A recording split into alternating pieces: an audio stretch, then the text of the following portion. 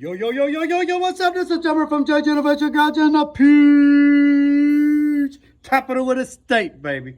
All right, so let's talk about a little bit of tech tip today. So this will be on the YouTube channel.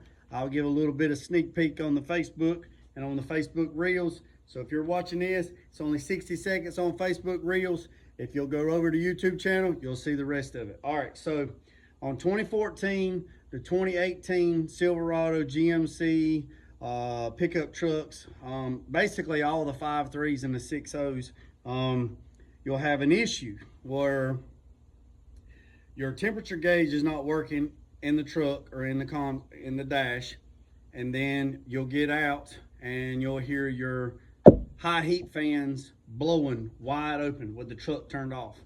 And then you'll check and say, okay, what in the world's going on? It's not running hot, you're not spewing no fluids, no belts are broke, water pump belt's not broke, water pump's not leaking, but the air conditioner's not working. Well, you get back in the truck or vehicle, you crank it up, and you get to looking, check engine lights on. You go to scan it, it comes up and says low voltage coolant temperature sensor out of reading the numbers. So what's happened is, most of the time what happens is the sensor goes bad. That's actually telling the gauge to work. So the gauge, you don't have no heat. It'll be like 160. It's not moving up. So the computer cannot detect what the temperature of the water is. So it thinks, it goes into default, and it thinks that the truck's running hot. So therefore the fans are full blast and the air conditioner is disabled. You gotta love electronics. They're good when they work, and when they don't, they don't. All right, so how do we fix this? Well, you go to the dealership and do all this other stuff, and you're gonna pay a bunch of money and this and that and whatever. Now, if you got any kind of mechanical incline, you can do this on your own. There's a lot of room to work on these trucks inside, and you can also see it's right at the very top. Now, for video purposes, and since I'm a one-man band and I don't have no stick or nothing like that, I've already changed it out, but I'm going to show you very simple how to change this out. So the part that you're going to need is Sam Utah 112. The other number is Charlie Tango Sam Alpha 1, and it's from CarQuest. And basically, here's the old one. That's what it is. It's a probe that goes right beside the filler neck and the thermostat housing, and this right here reads the water temperature, and then it reports back to the computers. While you're already there, you might as well replace your thermostat. Thermostat part number is 81507, okay? It's a thermostat with housing. When you say with housing, what do you mean? Well, this is what it looks like. It's composite. This right here goes, there's a line here, it goes to your reservoir. The thermostat's already built inside of it, and most of the time these things are designed to fail in the open position. So when they fail, it just lets water continuously run so the vehicle don't run hot. Most of the time. Does that always happen? No, not all the time, but they are designed to fail in the open position. All right, so basically this is what you're going to need. You're going to need part number 81507. Okay, this is the old one. I've already changed it out. All right, and then you're going to need part number Sam Utah 112, which I've already changed it out, and I'm going to show you fellas how to change it. All right, that's that. The next thing you're going to need is you're going to need some antifreeze. All right, and you're going to have to get it where it says it's universal, that it mixes with all, or you're going to have to get the GM, the orange. Parts store didn't have the GM that was orange, they was out. So there you go. You're going to need a flathead screwdriver. You're going to need a ratchet, an extension. You're going to need a 10 millimeter, and you're going to need a 19. The 19 is for the sensor. The 10 is for the housing. Then you're going to need a pair of pliers, and that's to take the hose clamps off.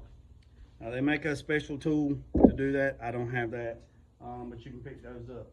All right, so I'm going to show you. I'm going to flip the camera around. I'm going to stop right here at the 5-minute mark. I'm going to flip it around and I'm going to show you what we got going on. Hold on one top. Here you go, fellas. So you want to make sure the truck is cold. Of course, it's been sitting overnight, so let it cool down. Everything's cool. You want to pop your radiator cap, and that's to let any pressure or anything off. You want to loosen this screw right here for this clamp. You want to loosen this screw right here for this clamp. And literally, you just pull this off of the air box, and literally, this is what you do. You just layer straight back. That's it. Right here is the sensor. Right here. Here's the sensor. Take the sensor loose. Take your 19 millimeter. You take this off. Then here's your thermostat housing. You have 1, 2, 3 10 millimeter bolts. You want to take this hose off. Move it to the side. You want to take this hose off, slide your clamp back.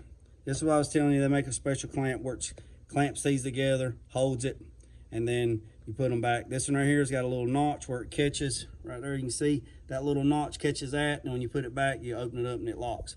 Take this hose off, pull this hose off, just stick it right up underneath here so it don't lose all your fluid. Pull this hose off, tuck it up high so it don't drain out. Take these 3 bolts, this one, this one, this one, this whole housing pops up. Make sure you get the old O-ring off of the housing. Then you take the new housing, drop it in, you finger tight all these bolts. Tighten them all the way down until you get them close enough. And then you tighten this one just a little bit, this one, this one, this one, this one, this one. You keep tightening it, and it's only like 8 foot-pounds. It's not very much. Then you do everything in a reverse order. You put this hose on, put this hose on, put your fitting in, blow out your connector, put some dielectric grease in there, snap everything, make sure everything's snapping tight. The new sensor comes with thread tape. If it does not have thread tape, put thread tape on it. Put the thread tape on in the opposite direction that the threads pitch. So if it's righty-tighty, which it is, you put the thread tape on backwards. So when you tighten it, it locks into place. All right, while you're here, you might as well go and check all your belts. I replaced the air conditioner compressor a long time ago. It has a stretch belt. Yay! Once you do all that, you don't mess with your throttle body. It's all fly-by-wire. If you mess with any of that stuff, you're going to really mess up a lot of stuff. So that's basically it. After you return everything into the everything in the opposite order that you took it off, put the hose back, put this back, clamp this back, and make sure this air box thing here is a sound deadener. I don't know what they thought of it, but this is leaving here and it's going with a cold air intake. You slide everything back on, make sure all your evap stuff's still connected. Slide this back on, which it just pops back on. Put your cap on. Once you get everything on, tighten all your screws. Once everything's done, you're good to go, fellas. And that's it. And you're gonna have to clear the codes out because you're gonna have a check engine light, and make sure you didn't leave nothing in the way. Make sure you got all your old parts. Make sure you got all your old tools before you fire it up. You have to clear the codes out because it's gonna have a code on it for the temperature sender. Clear the codes out, crank the truck should clear itself out, and that's about it. So I hope that helps everybody out. Now, this truck is a 2014, but it's in the later of the years. It came black, and in 2014, according to GM, they did not make black. So this is actually a 2015. So I appreciate every single one of you. Remember what I said, don't worry about the man up the road. Don't worry about the man down the road. Put God first, let loose end drag. Peace, love, and chicken grease. I'm out.